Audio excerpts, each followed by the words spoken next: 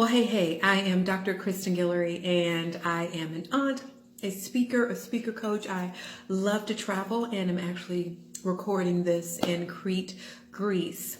I want to share with you the top 5 mistakes that I believe speakers make around being booked, and I have made all of these. So you ready? Here we go. The first mistake is having an audience that is way too broad before you even have an established name in a sense. So you most likely can encourage and support so many people and so many different audiences, but you want to have a niche. You want to have a specific audience and get known with this audience and develop stellar talks with this audience and become an excellent speaker with this audience. So if you want to target entrepreneurs, seek to find opportunities where you can share to entrepreneurs, conferences, entrepreneur centers, co-working spaces, and more. If you want to target teen girls, look for opportunities where you can target teen girls. Don't go expand and do women's conferences or universities or lunch and learns and at corporations. Stick with your audience for a minimum of 12 months.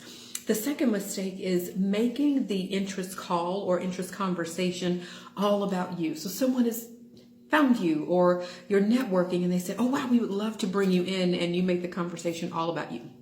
Oh, I would be so great at this. I would be wonderful to do this. You should really bring me in, as opposed to having a genuine curiosity about the person and about the opportunity.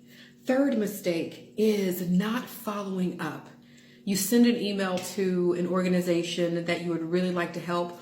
They don't respond and you don't follow up. Or someone reaches out to you or they tell you that they're interested and you don't follow up. Make sure you follow up. So if you've sent an email once and you don't hear anything back, you can email again. Email again. The next mistake is winging it when you get on that potential booking call.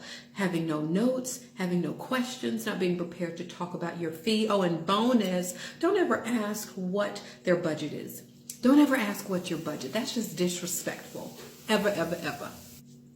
Don't ever ask what is your budget. You share your fee, stand your ground, and then you can negotiate if needed. The fifth mistake is saying yes way too soon. So maybe it's an organization or an event where you would really like to share and they say they don't have a budget at all. You say, yes, I want to do it. You have the right to say yes. And you also have the right to say, I'm going to take a night to think about it. And can I call you back tomorrow around this time? It's not always about the money. Keep that in mind. Money cannot be number one. It should be about inspiring, empowering, educating, challenging, pouring into. Trust me, I get my coins. I need to get my coins, but it cannot be number one. So to recap, the first mistake is having your audience way too broad. Second mistake is making that potential booking call or booking conversation all about you. Third mistake is not following up. Fourth mistake is winging it when you get on that call. Fifth mistake is saying yes to everything without thinking about it, praying through it, sleeping on it. And the bonus one is make sure you know that money cannot and should not be number one as a speaker. Yes, I make my money. Yes, you will make money, but it cannot be number one.